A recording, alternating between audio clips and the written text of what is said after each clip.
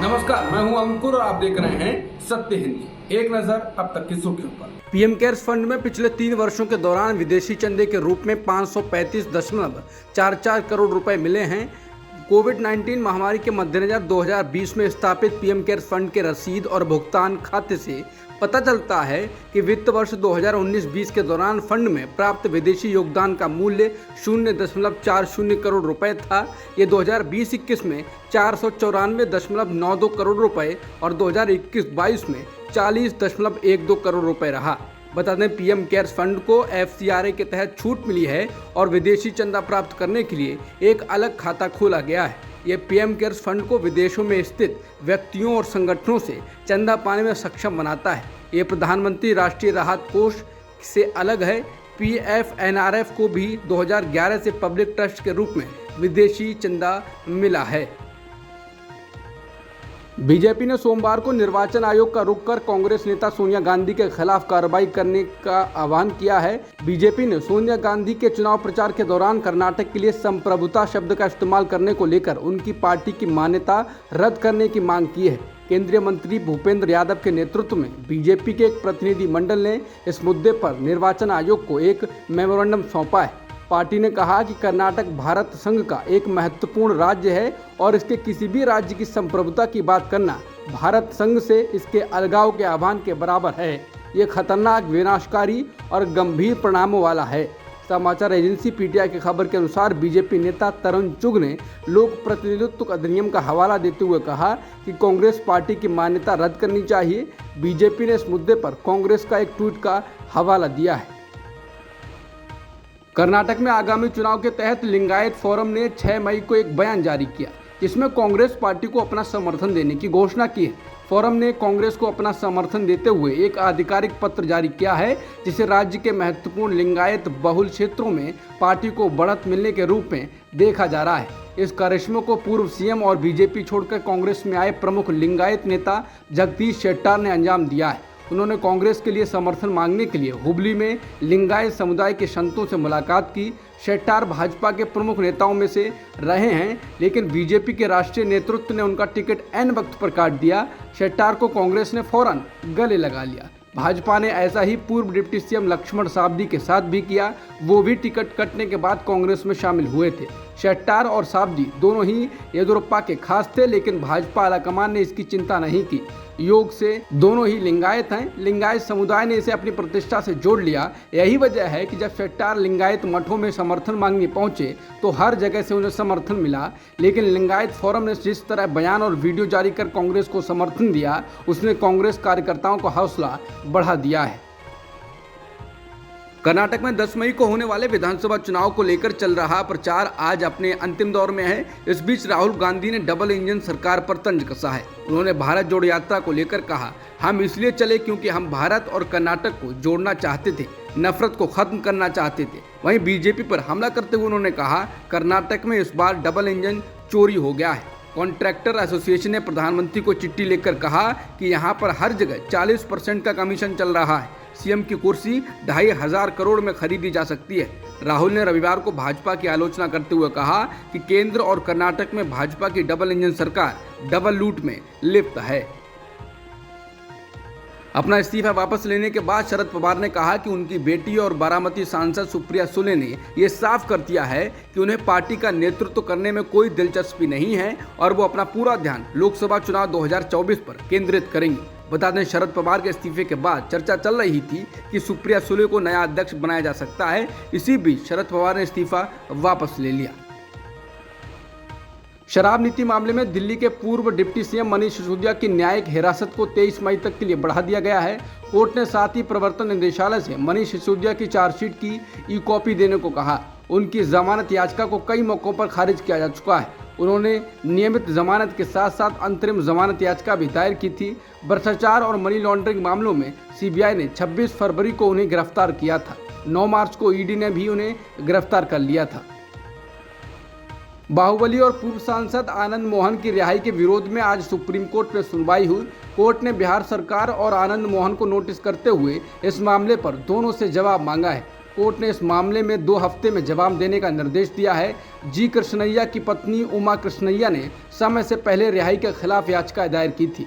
उमा कृष्णैया ने समाचार agency ANI से कहा कि हम लोग बहुत खुश हैं क्योंकि सुप्रीम कोर्ट ने इस पर सकारात्मक तरीके से प्रतिक्रिया दी है। सुप्रीम कोर्ट ने हमारी याचिका पर बिहार सरकार और दूसरे लोगों को नोटिस जारी किया है। यह खुशी की बात है कि 2 हफ्ते में उनसे जवाब मांगा गया है। सुप्रीम कोर्ट में ज़रूर न्याय मिलेगा। ये सिर्फ उमा कृष्णैया नहीं बल्कि पूरे देश का मामला है। स्टॉक मार्केट में जोरदार तेजी के बावजूद अडानी ग्रुप की 2 कंपनियों के शेयर में सोमवार को लोअर सर्किट लग गया। बिजनेस स्टैंडर्ड के मुताबिक ग्रुप की 2 कंपनियों के शेयरों में लोअर सर्किट लगा है और स्टॉक मार्केट में तेजी के बावजूद ये गिरावट हैरान करने वाली है।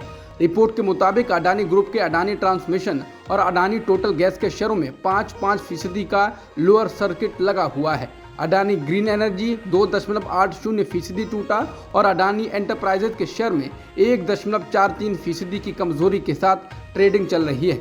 वहीं अडानी पावर 0.96% की गिरावट पर तो अडानी विल्मर 0.57% की गिरावट के साथ सुस्ती के साथ कारोबार कर रहा है। वहीं अडानी ग्रुप की कंपनियों में गिरावट के उलट बाजार में सोमवार को जोरदार तेजी देखी जा रही है। 7 महिला पहलवानों के यौन उत्पीड़न के आरोपी ब्रजभूषण शरण सिंह की गिरफ्तारी की मांग को लेकर किसान संगठनों और खाप पंचायतों ने देशव्यापी आंदोलन की चुनौती दी है। जंतर मंतर पर रविवार सुबह से भारतीय किसान यूनियन के अध्यक्ष नरेश टिकैत, उनके भाई नरेश टिकैत, संयुक्त किसान मोर्चा के पदाधिकारी, किसान यूनियन उग्राहन के लोग और खाप पंचायतों के नेता जंतर मंतर पहुंच गए थे।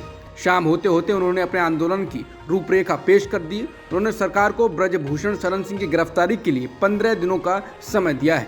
नेताओं ने कहा कि 11 मई से किसान संगठनों और खाप पंचायतों के लोग दिल्ली के लिए कूच करेंगे। 12 मई को सारे लोग दिल्ली में अपनी बेटियों के लिए शांतिपूर्वक इंसाफ मांगने जमा होंगे।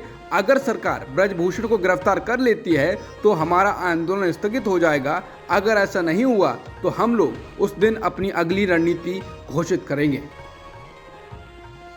राजस्थान की राजनीति में मुख्यमंत्री अशोक गहलोत ने बड़ा धमाका कर दिया है, जिसका पूर्व सीएम वसुंधरा राजे ने जवाब भी दिया है। लेकिन पूर्व डिप्टी सीएम सचिन पायलट ने चुप्पी साधी हुई है।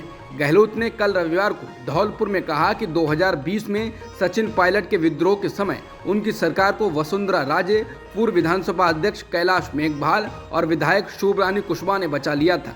गहलोत के बयान का वीडियो जारी किया गया है, जिसमें गहलोत को कहते हुए सुना जा सकता है। गहलोत कह रहे हैं, अमित शाह, धर्मेंद्र प्रधान, गजेंद्र शेखावत, इन्होंने मिलकर षड्यंत्र किया और राजस्थान के अंदर पैसे बांट दिए। मैंने हमारे विधायकों को कहा कि जो पैसा आपने लिया है, अगर उसमें से कुछ खर्च भी हो गया है तो हमें बताओ, मैं उसे वापस करवाऊंगा। एआईसीसी से कहूंगा, लेकिन आप भाजपा का वैसा मत लो। उनका पैसा रखोगे तो वे बाद में डराएंगे, धमकाएंगे। 25 विधायक को ले गए। अमित शाह बहुत खतरनाक खेल खेलते हैं, उनका पैसा वापस दो आप। गहलोत ने कहा कि उन्होंने यानी कि बीजेपी ने राजस्थान में पैसे बांटे और वे अब पैसे वापस नहीं ले रहे हैं। मुझे हैरानी है कि वे उनसे पैसे वापस क्यों नहीं मांग रहे हैं। उन्हें यानी कि बागी विधायक पैसा लौटा देना चाहिए ताकि वे बिना किसी दबाव के अपना कर्तव्य निभा सकें। उन्होंने कहा कि मैंने विधायकों से यहाँ तक कहा है कि उन्होंने जो भी पैसा लिया है, 10 करोड़ रुपए या 20 करोड़ रुपए, अगर आपने कुछ भी खर्च किया है तो मैं वो हिस्सा दे दूंगा या एआईसीसी से दिलवा दूंगा।